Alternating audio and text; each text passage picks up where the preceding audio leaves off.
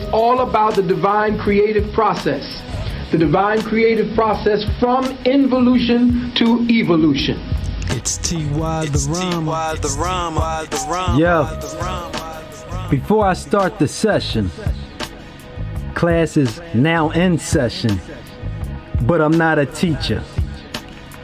I share knowledge. I inform people of the many deceptions we face daily. My years of research from ancient writings has brought me to this. It is easier to deceive someone than it is to convince a person they have been deceived. Remember that. It is easier to deceive someone than it is to convince a person they have been deceived. Write that down and repeat it. A lot of people don't want to hear this knowledge that I am sharing because of fear. Fear that their belief will be shattered. Pastor told me don't listen to you, Ty. It's crazy, man. What do you do when your oppressor and your savior, your God and enslaver are one and the same? Religion or God is a controlling mechanism. If you can control someone's thoughts, you can control their actions. Now, who's controlling the religious believers? There are many names for God. Nuke Poo Nuke, I am that I am, Yahweh, Jehovah, arm, leg, arm, head, Allah. That's you, the complete person. I'm going to come back with some heavy hitters, man. This is T.Y. the Rama. This is the Cosmic Cafe. This is biochemistry and cosmic psychology being shared. T.Y. the Rama, Cosmic Cafe. Know thyself. PhiladelphiaRadio.com, the Cosmic Cafe. Already, man has gone a far way toward the solving of the great secret of this creating universe, which lies hidden in the elements. Within God's alphabet of light, the locked secret has long awaited the master key of knowledge to open the doors to man. Like I told you, I'm just sharing knowledge. Man is mind. Mind creates and controls the energies of the elements. Mind may rearrange these energies and combine them in accord with its desire. So we construct the fourth dimension, the cosmic clock, by means of which all dimensions may be measured by one formula, as time is measured by the formula of hours, minutes, and seconds. Knowledge of dimensions of each state of motion will give to man the power to produce from the most plentiful of them those which are most rare.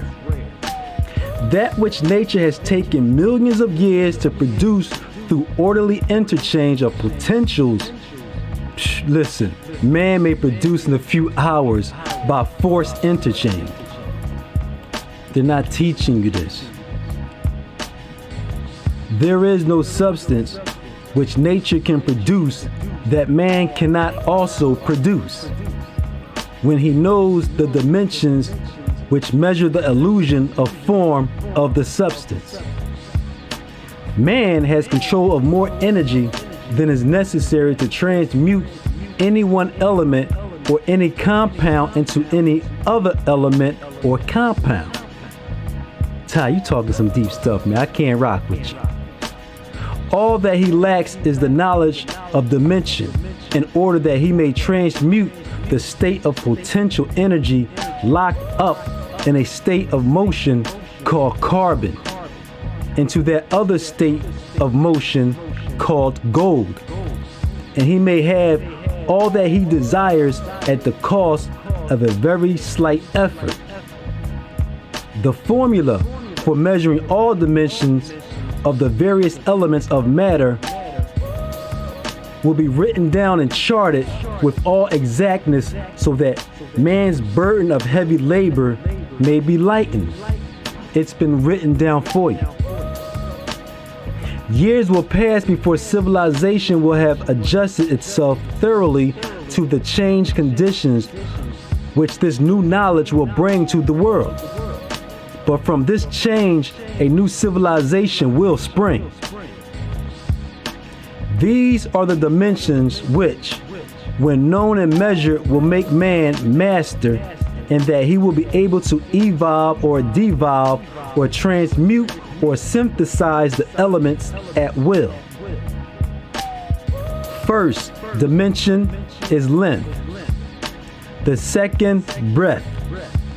The third, thickness. The fourth, duration or time.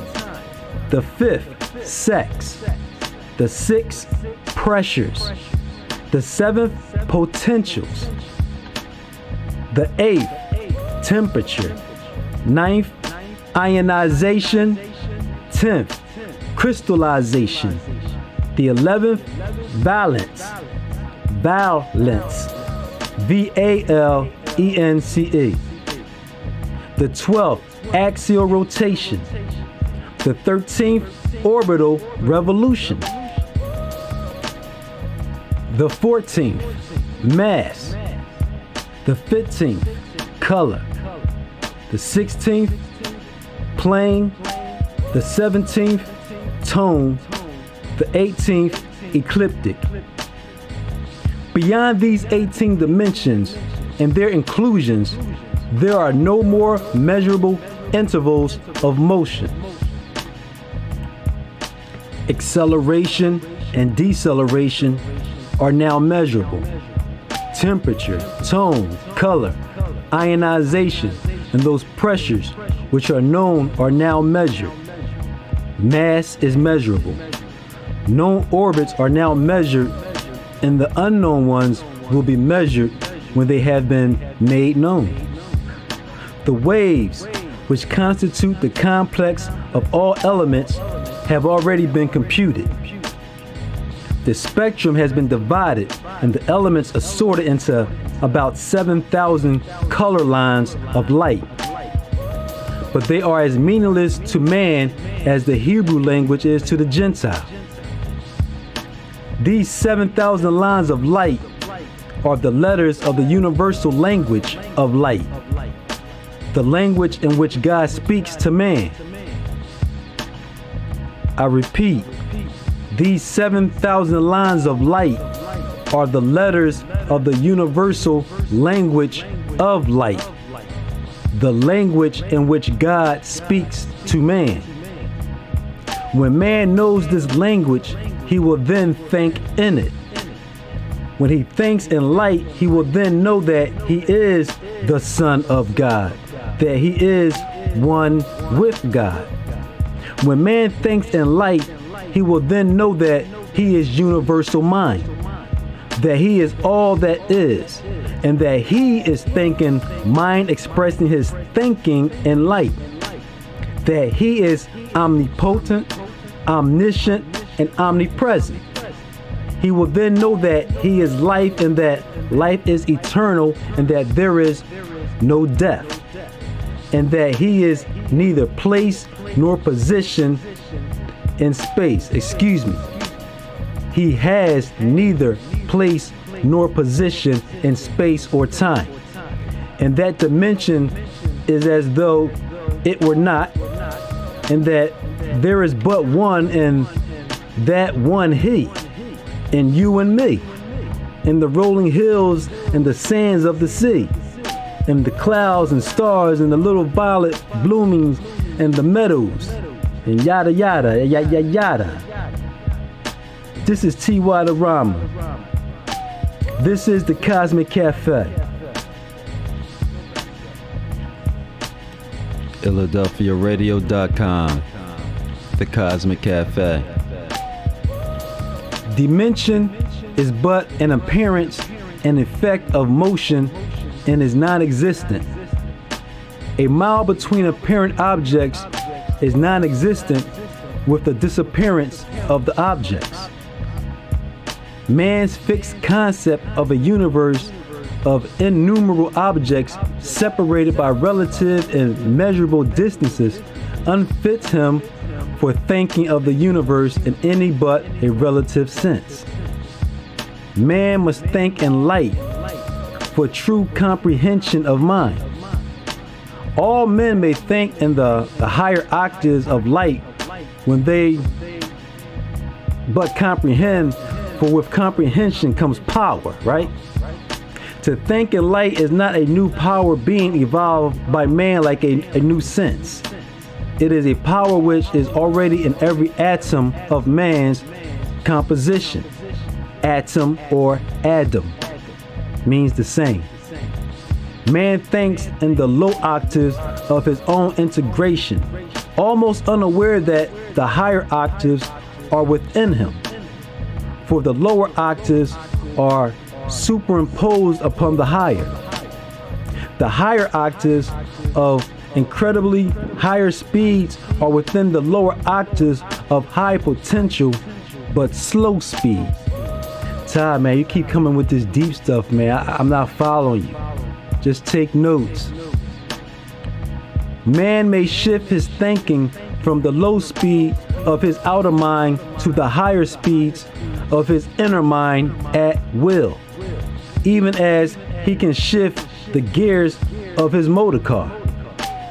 Man's thinking in his low octaves of bodily integration is like a man running his motor on low gear, ignorant of the fact that he has higher gears.